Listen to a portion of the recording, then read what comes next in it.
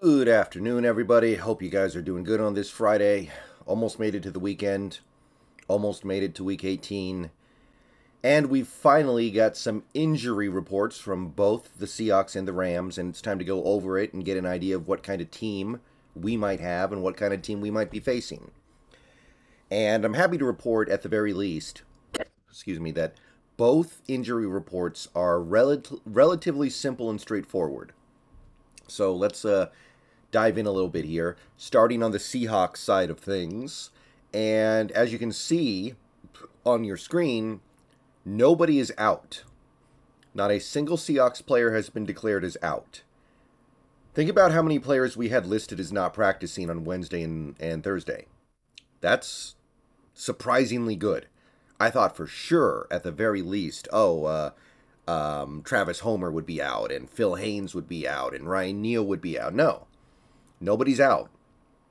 Granted, Travis Homer is doubtful, so I seriously doubt he plays. This is the last game of the year in the regular season, probably our last game period, and Travis Homer, he's kind of had a hard time getting things going this year anyway. We have a little bit of running back depth at this point with Walker and Dallas, and I just don't see him playing. So admittedly, Travis Homer probably out, but that's something we can probably live with. We've been living with it most of the year, if we're being honest, right? It's been a disappointing contract year for Travis Homer, and he's probably going to miss this last game. We do have some questionables, and this could be significant. However, I have a good feeling that a good chunk of these players will play on Sunday. We've got Phil Haynes, who earlier this week I did not expect to play, and I still kind of don't, but the fact that he's questionable right now is really, really good. I did not expect that at all. I thought for sure he was going to be out, or doubtful at best. So Phil Haynes has a chance. If Phil Haynes doesn't play, by the way, Gabe Jackson just plays the whole game instead of half the game, which, well, we'll see how that works, right? Like, it's not a perfect... It hasn't been a perfect setup this year anyway, but if Phil Haynes can't play, then it's not like Phil Haynes was starting. He was just kind of coming in and playing 30 or so snaps at the end of the game.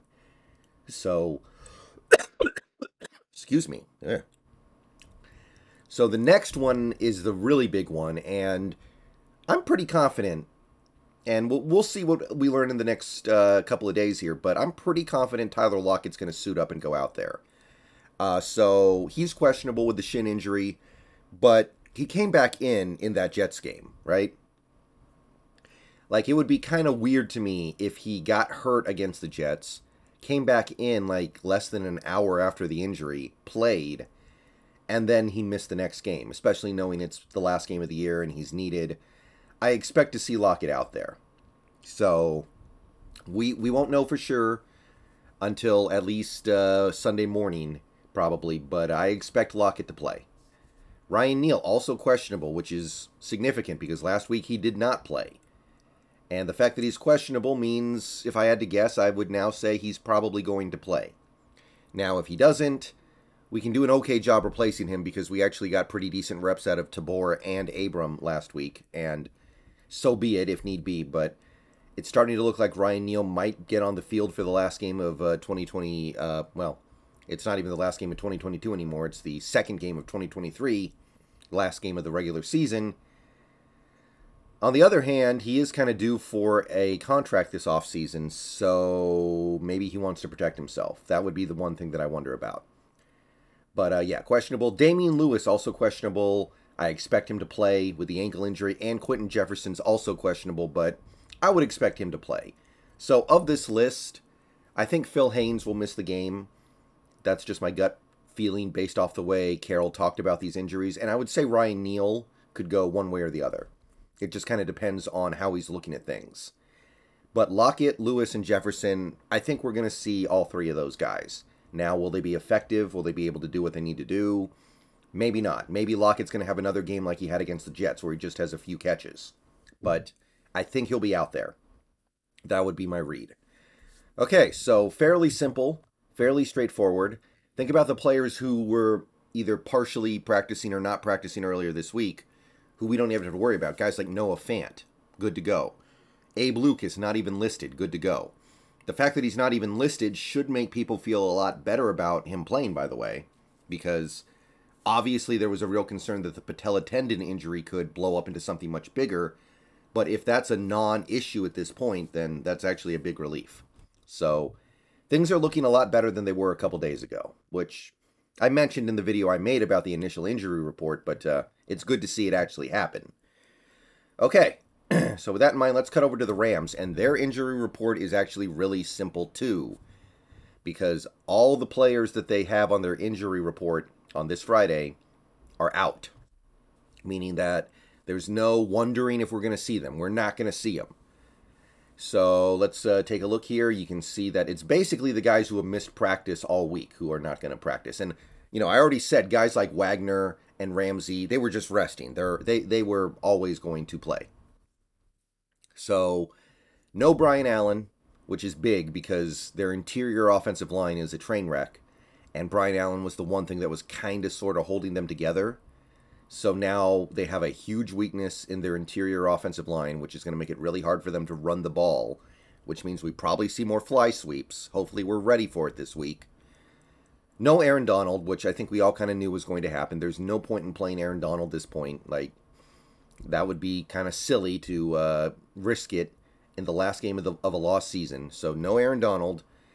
No Nick Scott, one of their defensive backs. Not a huge big-time player for them, but depth. And Ben Skowronek out. And he's become a relatively important part of what that offense does because of all the injuries they've had at receiver. So that's actually significant too.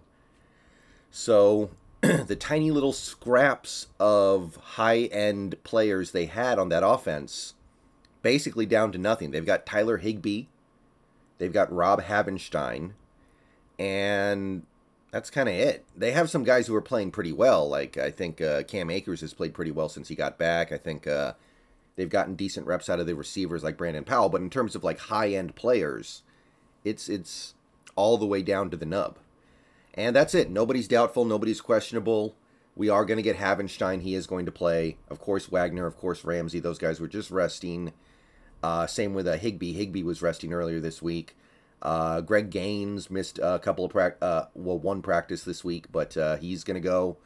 So it's more or less as expected. And as I kind of mentioned when I made the video last week, the Rams are sitting out any player that has any kind of question around them because why mess with it? The season's over. Their season is shot. There's nothing to fight for. All you're going to do is risk a good player.